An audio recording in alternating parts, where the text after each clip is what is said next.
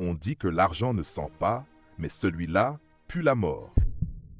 La nuit tombait sur la ville comme une ombre étouffante. L'air était chargé de cette moiteur lourde qui collait aux vêtements et rendait chaque respiration pesante. Adama marchait d'un pas rapide, les mains enfoncées dans les poches de son pantalon troué. Son ventre criait famine. Cela faisait 3 jours qu'il n'avait pas mangé un repas digne de ce nom. 3 jours qu'il n'avait que du pain sec et de l'eau pour tenir. Ce soir, il n'avait même plus assez pour ça. La pauvreté l'étranglait. Son regard se promenait sur les façades crasseuses des boutiques fermées, sur les voitures qui passaient sans prêter attention à lui, sur les visages insensibles des passants mieux habillés que lui. C'est là qu'il le vit. Un corps, étendu au sol, à quelques mètres devant lui, sous la lueur tremblotante d'un réverbère fatigué. Adama s'arrêta net. Son cœur tambourina contre sa poitrine. Il jeta un coup d'œil autour de lui. La ruelle était vide. Pas un bruit, si ce n'était le murmure lointain de la ville animée. L'homme allongé était bien habillé. Un costume noir, des chaussures en cuir brillant. Quelqu'un d'important. Mais son corps était figé dans une immobilité étrange. Mort. Elle ne savait pas s'il devait fuir ou s'approcher. Un mélange de peur et de curiosité lui noua l'estomac. Mais c'est alors qu'il vit la mallette, une mallette noire posée juste à côté du cadavre. Son cœur manqua un battement. L'objet semblait hors de place, trop net, trop propre, comparé à la crasse de la ruelle. Il tourna encore la tête. Toujours personne. Sa gorge était sèche. Et si elle contenait de l'argent? Sa conscience tenta de parler. Et si c'était un piège? Et si quelqu'un te voyait? Mais une autre voix, plus forte, plus sombre, siffla dans son esprit. Les riches prennent tout sans jamais demander. Ce soir, c'est ton tour. Sa main tremblante s'avança. D'un geste rapide, il souleva un coin de la mallette. Des liasses de billets y étaient soigneusement rangées. Son souffle s'accéléra. Son premier instinct fut de tout prendre et de fuir. Mais quelque chose d'inexplicable le retint. Une peur soudaine, une intuition glaciale. Il ne devait pas prendre toute la mallette, juste un billet. Il en tira un doucement et le glissa dans sa poche. Un frisson lui parcourut l'échine, comme si une présence invisible venait de lui souffler dans le cou. Il se releva brusquement, regarda le cadavre une dernière fois, puis s'éloigna d'un pas rapide. Il ne le savait pas encore, mais il venait de signer un pacte qu'il ne pourrait jamais briser. Les jours suivants furent étrangement faciles pour Adama. Au départ, il n'avait utilisé qu'un seul billet, le glissant dans la poche de son pantalon comme un petit secret qu'il n'osait avouer. Il n'avait rien acheté de spectaculaire, juste un peu de pain et une bouteille d'eau. Mais à chaque fois qu'il utilisait le billet, il sentait une étrange sensation de chaleur se diffuser dans son corps. Une fascination nouvelle pour les objets du monde qui l'entouraient. Ce qui l'étonna en premier, c'est que le billet revenait toujours. Il n'avait rien compris au début, pensant à une simple coïncidence. Mais le lendemain matin, le billet se retrouvait dans la même poche, comme s'il n'avait jamais disparu. Il commença à tester. Il l'utilisa pour acheter des vêtements dans un marché où la misère se lisait sur chaque visage. Le vendeur, un vieil homme aux yeux fatigués, lui rendit une monnaie bien plus importante que prévu, sans poser de questions.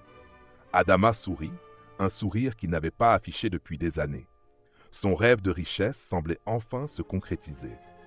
Mais cela ne s'arrêta pas là. À chaque dépense, il devenait plus audacieux. Chaque transaction lui apportait quelque chose de plus.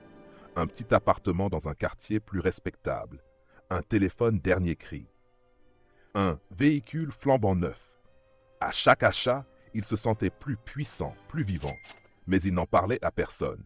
Ses amis, sa famille ne comprenaient pas. Ils ne voyaient que la surface. Adama, le jeune homme timide, devenu quelqu'un d'important du jour au lendemain. Et tout autour de lui, les gens commençaient à lui adresser des regards différents, admiratifs, envieux. Les femmes, les hommes, tous voulaient être proches de lui.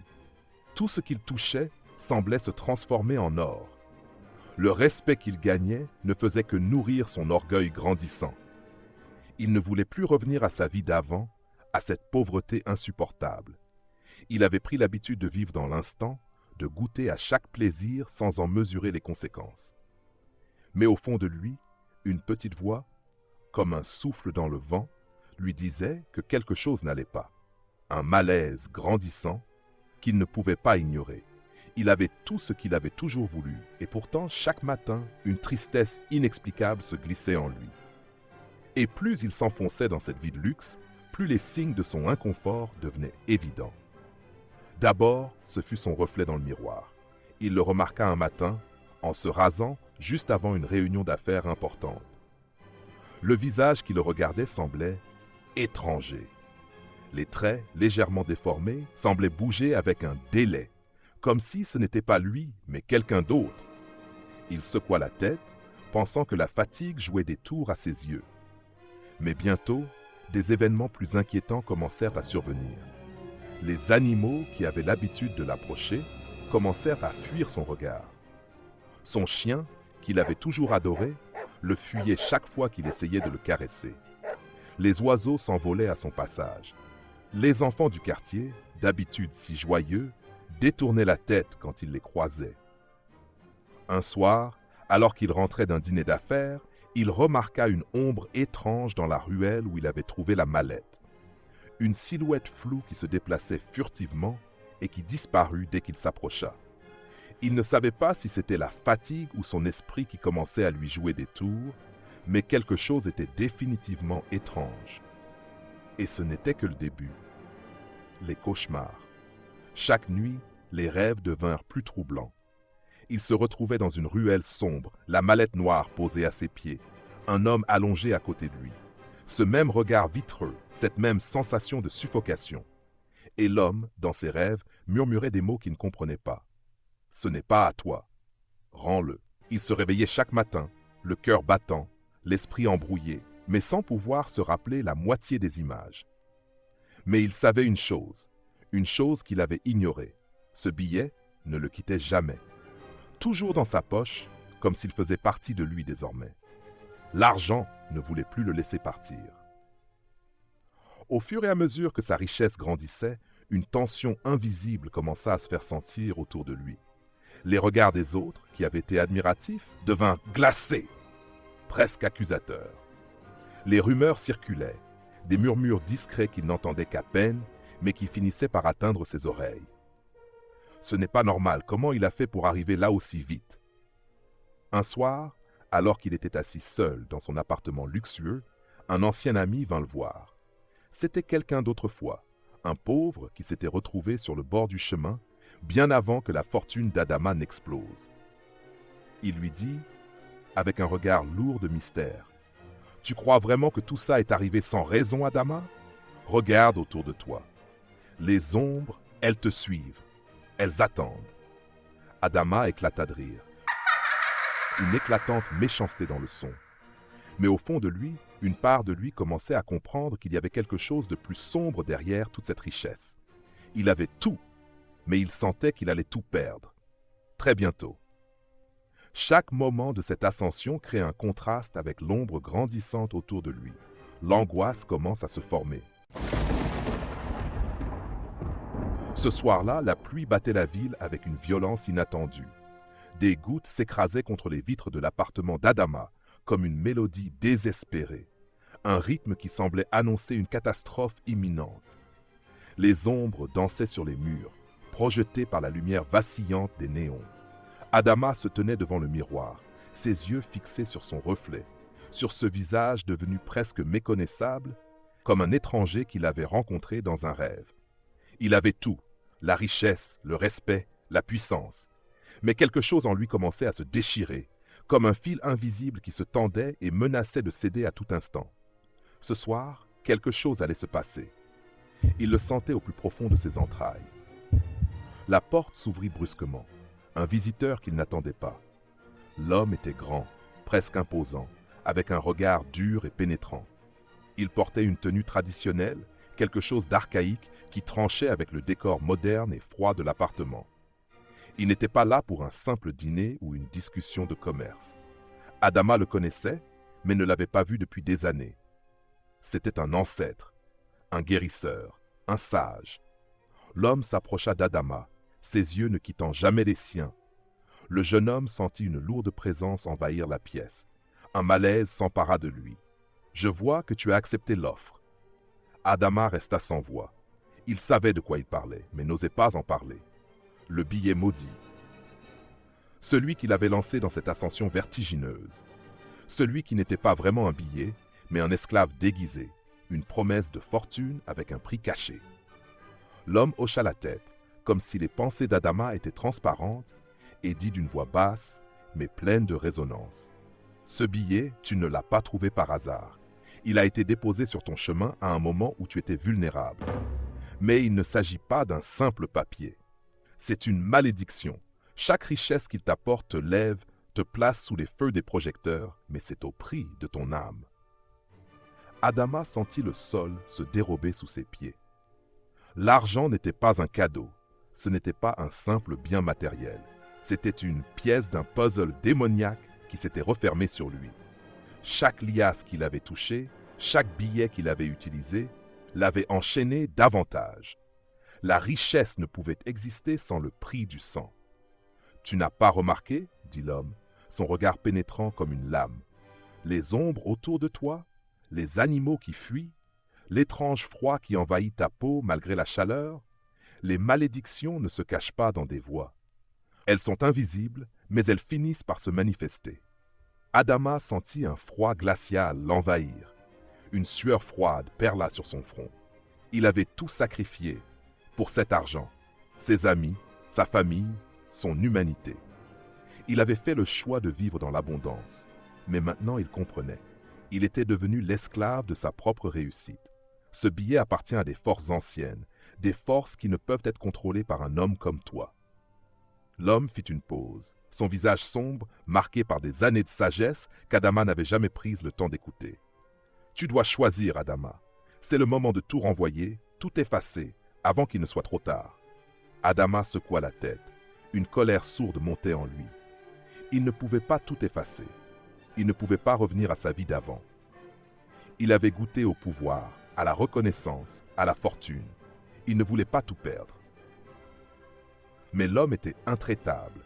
Il approcha lentement sa main du front d'Adama, effleurant sa peau comme une brise glacée. Chaque billet maudit que tu touches t'enlève un peu de ton âme, un peu de ton humanité. Le prix, Adama, c'est ta vie.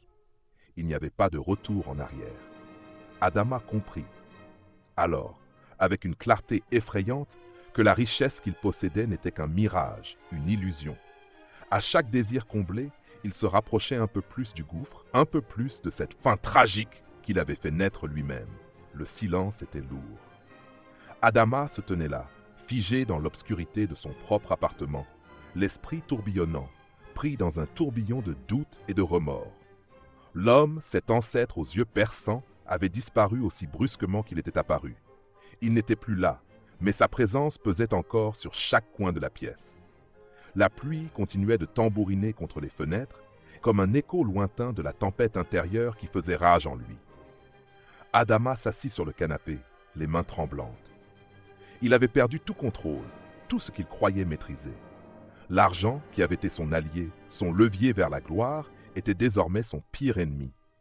Il avait tout donné pour cette richesse, ses principes, sa famille, son âme. Mais maintenant, il comprenait qu'il n'avait pas seulement acheté de l'argent. Il avait acheté une malédiction.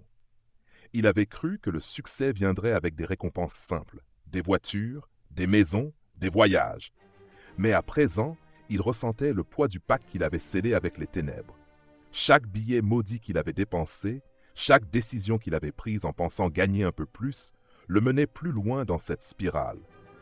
Et au fond de lui, il savait que le moment était venu de payer. Les visions commencèrent. Des ombres floues dansaient sur les murs, des murmures effrayants se faisaient entendre, comme des voix venues des profondeurs de l'enfer. Adama ferma les yeux, tentant de repousser ces images terrifiantes. Mais c'était trop tard. La malédiction avait pris racine. Ses rêves étaient devenus des cauchemars. Les esprits ne pardonnent pas. Tout à coup, une lumière blafarde s'alluma dans son appartement. Une silhouette se dessina, massive, imposante, émanant une aura glaciale. C'était l'esprit de la malédiction qu'il avait invoqué. L'ombre se rapprocha et dans sa voix, Adama entendit le poids de la justice, un jugement inexorable qui venait du fond des âges. Tu pensais qu'un simple billet te rendrait invincible, n'est-ce pas? Adama ne répondit pas. Il ne pouvait plus parler, pas après tout ce qu'il avait fait, tout ce qu'il avait sacrifié. Tu as pris ce que tu croyais être un cadeau, mais en réalité, c'était une piège.